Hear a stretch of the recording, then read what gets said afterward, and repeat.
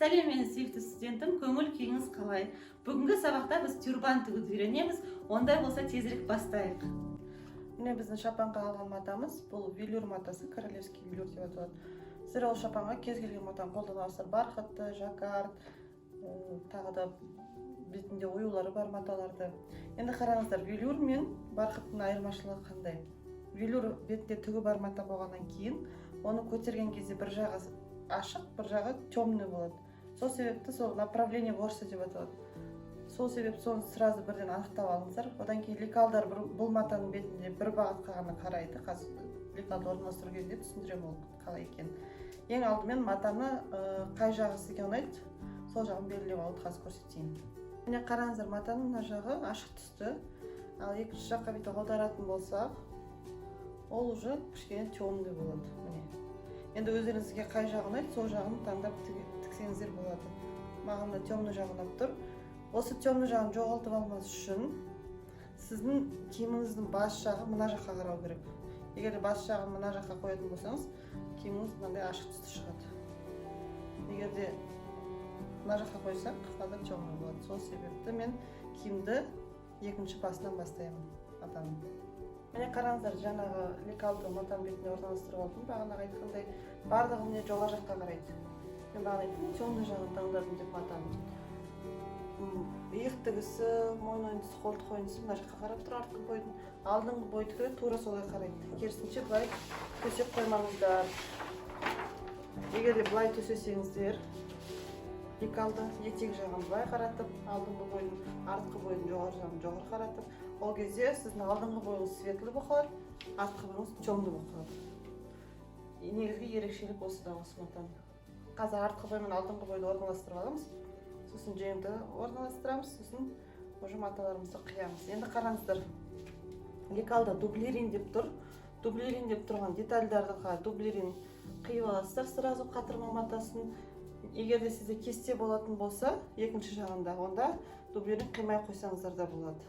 Сосын мына жерде егер де кестеңіз болмаса, тігетін мынандай планктадан 4 штук қиясыздар, яғни 2 рет қиясыздар. Сосын мынау астыңғы үстіңгі бөліктерінде верх плюс подклад деп жазып тұр. Егер де киіміңіз астармен болатын болса, астарында тура осылай қиып аласыз, астарсыз болса, онда осылай қалдыра берсеңіздер болады. Онда қазір лекалдарымызды орналастырып, қайтадан дұрысынан сосын қиып алайық. Одан кейін ары қарай уже машинкаға барамыз. Шапанымызды тігуді бастаймыз. Ең бірінші иық тігістерін қосып аламыз. Одан кейін жан тігісін қосамыз. Жанындағы тігісті. Сосын жеңнің астыңғы тігісін қосып шығамыз. Қараңыздар. Бірінші булавкамен қыстырып аламыз. Одан кейін машинкамен тігеміз. Сосын шетін аверлоктаймыз. Егер де сіздің шапаныңыз астарлы болса, онда аверлоктамай қосаңыз болады. Тігер алдында лапканы түсіреміз. Енені матаның ішіне кіргізіп қоямыздар. Тігіс енді 1 сантиметр тігеміз. Қараңыздар, алға қарай жүресіздер. Закрепка береміз. Осылай иық тігісін, жан тігістерін осылай қосып тігіп шығамыз. Міне жеңімізді тігіп аверлоктап алдық. Енді жеңнің ұшын қайырып, мынау лентаны тігетін боламыз. Қазір көрсетейін. Ең бірінші жеңнің ұшын 1 сантиметрге қайырасыздар, одан кейін 6 сантиметрге қайырасыздар. Лекалда қарасаңыздар көрсетілген. Артық осы 6 сантиметр берілген заранее. Линейкамен өлшейсіздер. Мұнда 5, тағы да 1 сантиметр қосамыз. Осылай жеңді айналдыра 6 сантиметр, 1 сантиметрге бір қайырып, 6 сантиметрге 2 қайырып, айналдыра булавкамен қыстырып тігіп шығамыз. Сосын лентасын тігеміз. Міне бір жерін қадап алдық, енді екінші жерін тағы да қадаймыз. 1 сантиметр ішке қайырасыз. Одан кейін 6 сантиметр тағы да сыртқа қайырасыз. Өлшеп аламыз линейкамен. Ровно 6 сантиметр болу керек. Осылай айналдыра булавкамен қыстырып шығыңыздар, одан кейін машинкада тігеміз. Міне булавкамен қыстырып шықтық, енді машинкамен ішкі жағынан тігесіздер. Мынау тігіс ені 0,1 сантиметр шетінен тігесіздер. Бірінші закрепка беріп аламыз, кішігірім. Одан кейін айналдыра тігіп шығамыз. Сосын лентасын тігеміз. Лентамызды қиып дайындап аламыз. Жеңнің ұшының еніне қарай. Мына жерде 1 см тігіске артығымен бересіздер. Қазір бірінші лентаны бетпе-бет бір-бірімен қосып аламыз. Тігіс ені 1 см.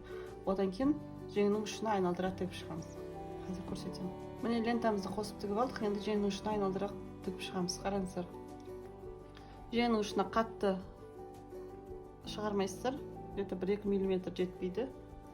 Осылай айналдыра булавканы қыстырып аламыз.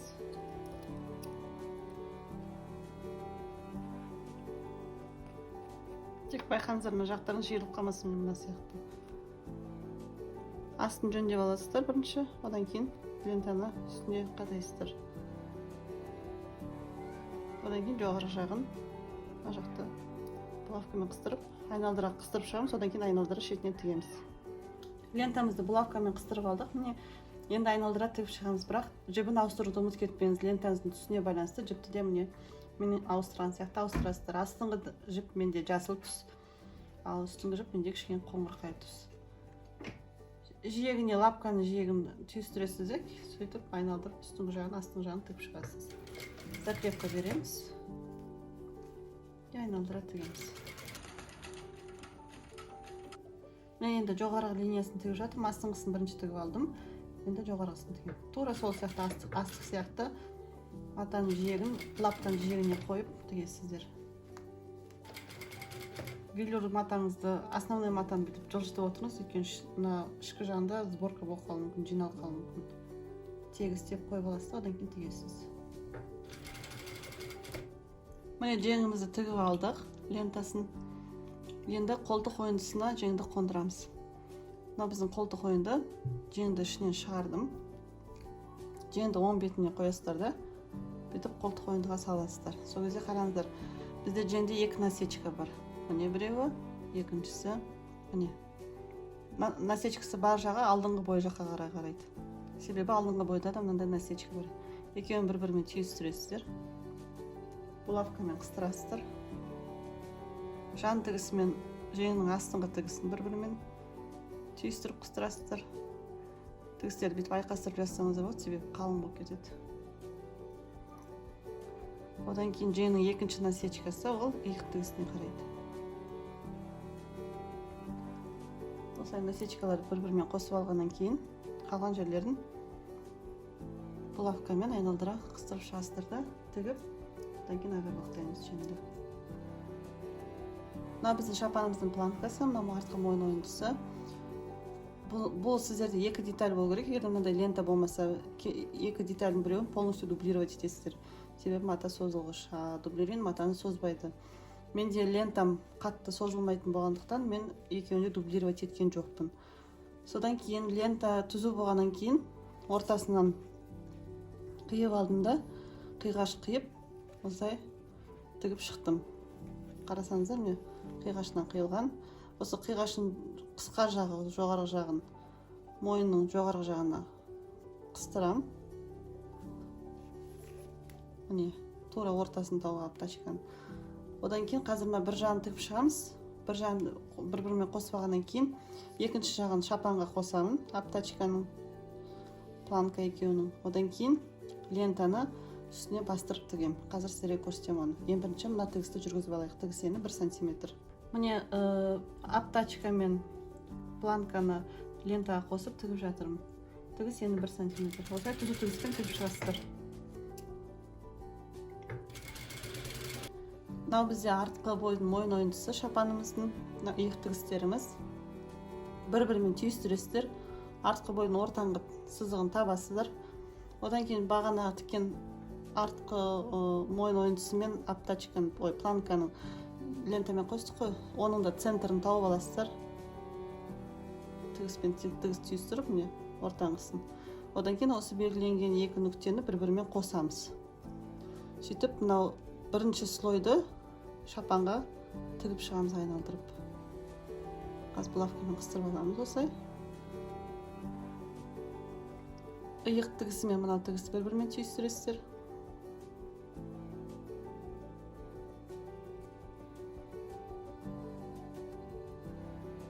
Одан кейін етегіне дейін қыстырамыз. Араларын кейде бұл велюр матасы жылжып кетеді, сол себепті егер де сіздікі жылжып жатса, бірінші көктеп алсаңыз болады, одан кейін машинкамен тіксеңіз болады. Егер де нормально тігіп жатса, онда булавкамен тіге беріңіздер. Қазір осыны булавкамен қыстырып тігіп шығайық, сосын ары қарай көрсетемін. Қараңыздар, мен тігіп шықтым. Бұны тігу үшін лентаны бірінші өзіміздің шапанға тігеміз. Артқы бойын, мойын ойындысын тең ортасын тауып алып, біздің лентаның ортасымен түйістіреміз.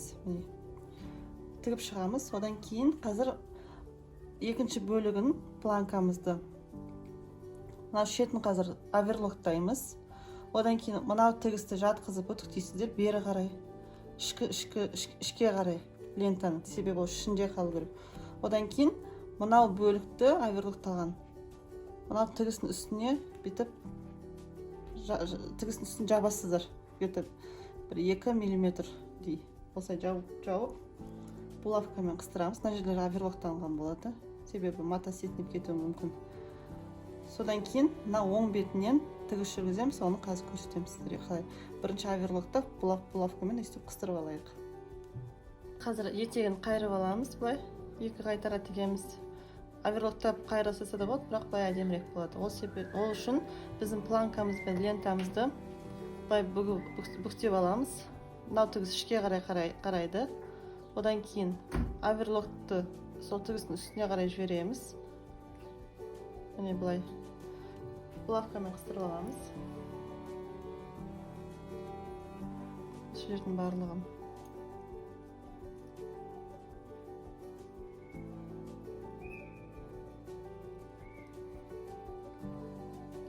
Қазір енді былай тігіс жүргіземіз, қараңыздар. Тігіс ені 3 см. Сызып аласыздар, түзу тігісті.